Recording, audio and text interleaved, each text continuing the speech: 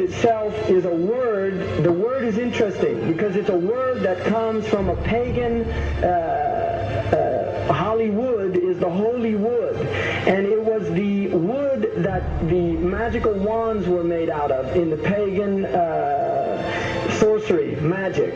And these wands were believed that the sorcerers that possessed them could put people into trances and control them. This is part of, this is symbolic, but it's also important to understand that part of what Hollywood literally does is it puts people into trances. It's a dream state. They call it the dream machine in the United States.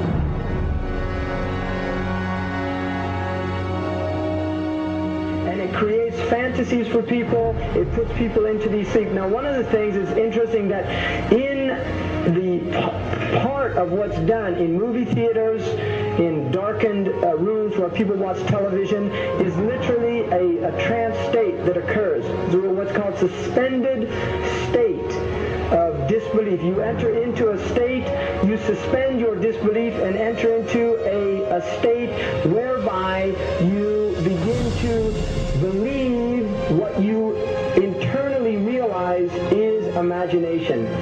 It's falsehood. Films are magic. It's just magic. You go and you watch these things and people get caught up in them. People cry during films, all this catharsis that takes place in these things. Many of the films, and this is an important element in the control mechanism, is literally allow people to go and have certain type of catharsis as a purging experience, which Aristotle talks about the necessary element. One of the necessary elements of tragedy is to create this cathartic experience. And this is why a lot of the films, especially also news and things like this is why news is very important in this culture. Everybody watches the news. They have this tragic, cathartic experience of watching the tragedies of others and then feeling safe and complacent in their own experience of this suspended state of illusory well-being. So these are very intricate and sophisticated methods. Now, I think it's dangerous, although there are elements, there's concerted efforts that take place, there's also a lot of people that have similar worldviews that aren't necessarily working together in concerted efforts.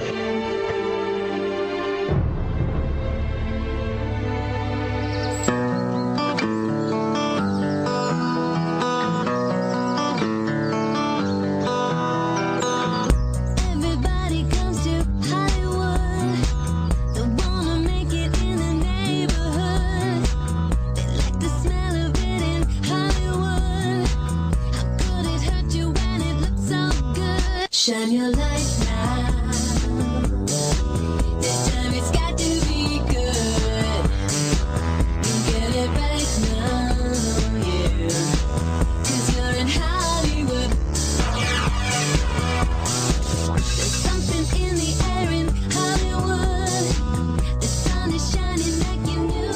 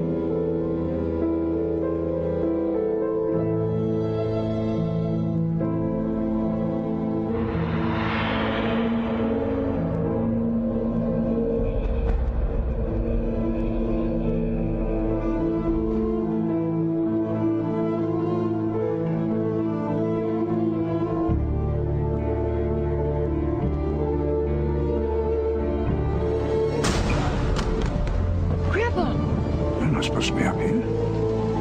Looking at that? I just wanted to know. No. Well, you're old enough, I suppose. You should know the story. Okay, here we go. It was 1832, on a night much like this.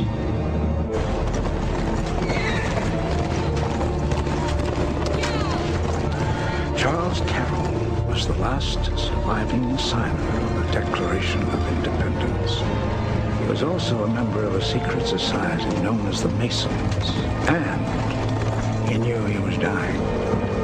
He woke up his stable boy in the middle of the night and ordered him to take him to the White House to see Andrew Jackson, because it was urgent that he speak to the president.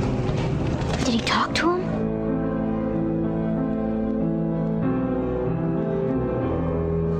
No, he never got the chance. The president wasn't there that night. But Charles Carroll had a secret. So he took into his confidence the one person he could, my grandfather's grandfather, Thomas Gates. What was his secret? A treasure. A treasure beyond all imagining.